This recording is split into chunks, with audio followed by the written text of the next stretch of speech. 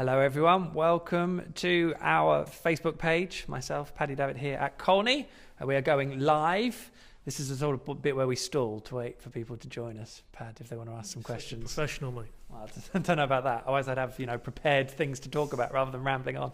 But we are at Colney. Paddy is in the exact seat that Alex Tettey and Alex Neil, it's difficult for me to say, sat in, speaking to us ahead of Norwich City's trip to Sheffield Wednesday. Pivotal game, crunch playoff fixture. I got the sense from Alec and Alex that this is almost last chance to win. They feel they have to win this, and I guess the table says it's that too, Pad. Yeah, I mean, to be fair though, I did frame it in the sense that as much as you don't want to put this negative thought in your head, but Wednesday win, that's a 9-point gap, 10 or 11 games left, that's insurmountable really, but he wouldn't have it, but the manager that is, but clearly you'd have to say it would be. I mean, it's felt like that for a number of weeks, but there's always been another chance, there's always been a derby, there's always been something else to turn around. But they're running out of those weekends, and given who they're playing tomorrow, I think this is massive really. Anything other than a win, and I think Fulham are also in the equation as well. And let's not forget Preston are in and around it now as well. So they're all bunching up, and Norwich haven't won for 2 or 3 games. They need to pick it up and pick it up very quickly. Yeah, and Sheffield Wednesday aren't playing that well, and I thought it was a good point that they'll be desperate to turn around their own fortunes. Norwich are going to come up against a side that maybe aren't playing that well, but will be desperate to get back on track because they're not going to want to miss out, having missed out last year too.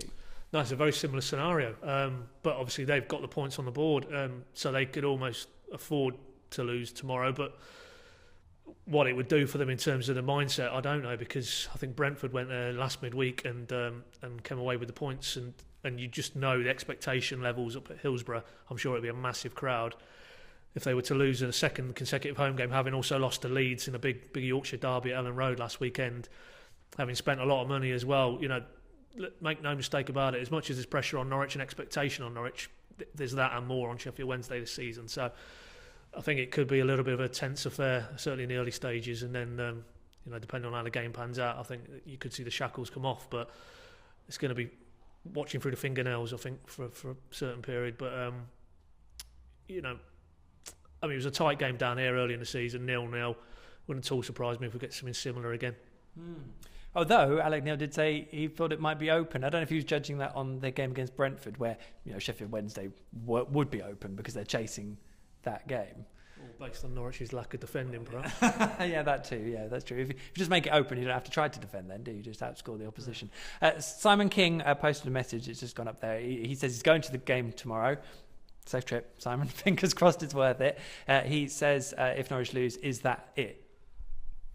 Yeah, I think it is. Yeah, because as I just said, to repeat myself, it's not just Norwich, Sheffield Wednesday. There's a binary choice there. You've got Fulham, game in hand on Norwich and Sheffield Wednesday.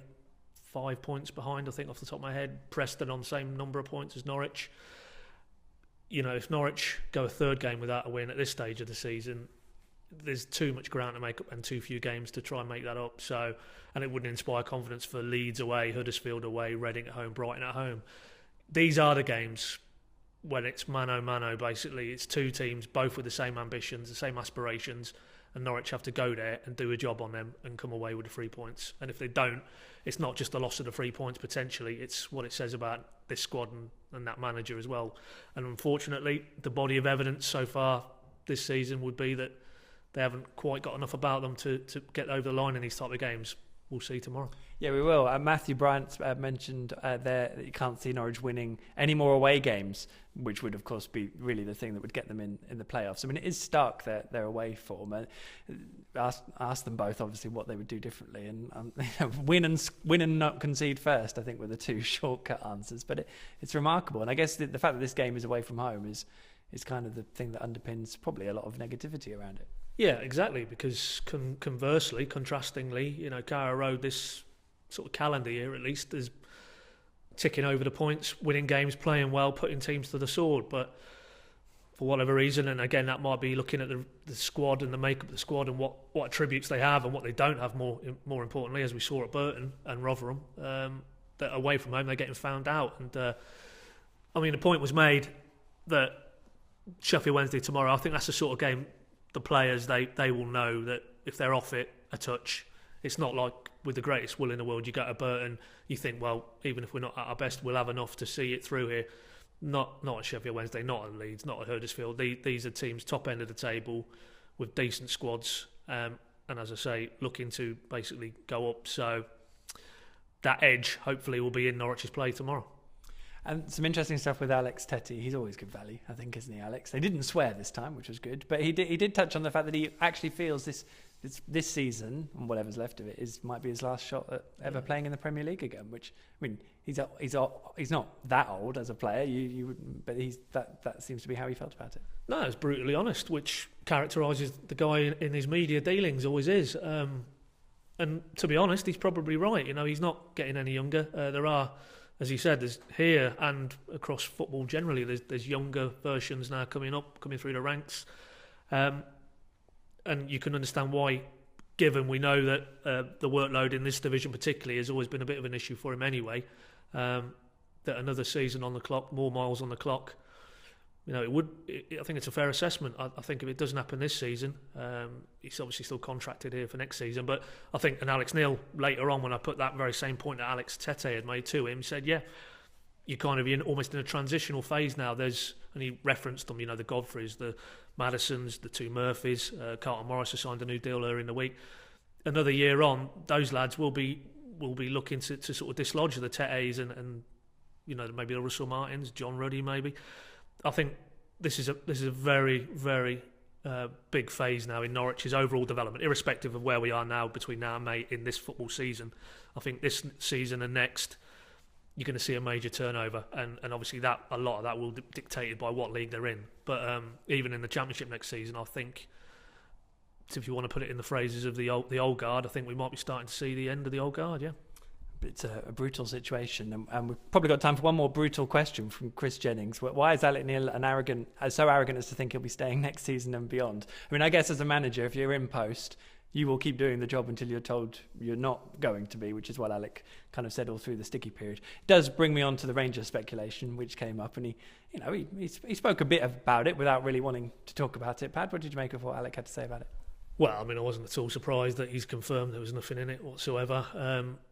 It just didn't really stack up on any level in terms of what Rangers are now. It's not the Rangers of years gone by, the powerhouse in Scottish football. I think financially they're not anywhere near that, contrasted to the finances here. Now there's a lot of talk made about maybe Norwich are a punch above their weight in terms of Sheffield Wednesdays of this world, but you still contrast where Norwich are financially with the Rangers, chalk and cheese, and the same applies to this level of English football and the Scottish Premiership at the minute. So no, never ever thought there was anything in it, and he's confirmed as much. I thought he was quite good, really, actually, in terms of how he knocked it down.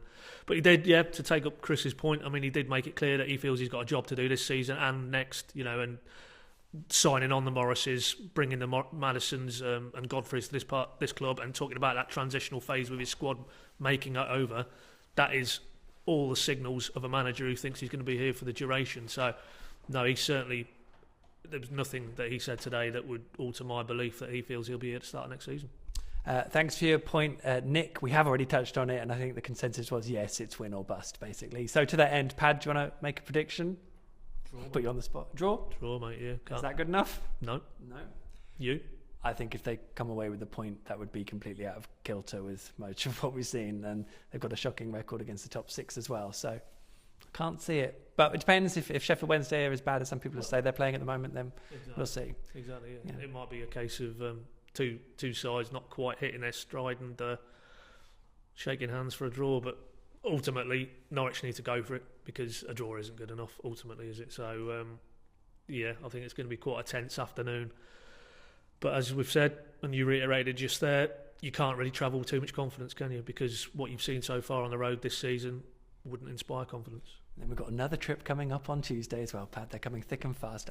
Just in terms of the injury bulletin, I think basically everyone's still fit who was fit. Nelson's getting back, and they're going to see how it goes, but obviously not yet. Maybe another week or so, or two. It depends how he reacts, doesn't it? Well, he said basically the next 2 or 3 days, really, which you take to mean they're going to step up his workload. He's back out on the grass, light training, I suppose you'd quantify that as. So if there's no adverse reaction to when they step up his load, then I think I think we could probably see them in the next week or two, which would be a bonus. But as you rightly say there, the next 2 games, if they don't get what they need to get, then it'll be fairly academic, I would have thought. Oh dear, what an end to the season we're in store. One thing I just wanted to touch on, I thought it was brilliant that Alex Neil, when he was looking back at how Sheffield Wednesday performed earlier in the season to now, how the Championship, he felt, basically regresses to people playing lovely passing football at the start of the season when the pitches are nice, and as it goes on, everyone just starts lugging the ball forward because they're desperate for points. I think that's how it goes. So Saturday should be a proper slugfest. We'll enjoy it, I'm sure. Pat, thank you very much. Thanks everyone for watching. Don't forget, full coverage, everything you need to know before, during and after the game will be at pinken.com, so just head over to the website. Now this is live, so I am actually going to sign off properly and remember to. So we'll see you in Sheffield. Bye for now.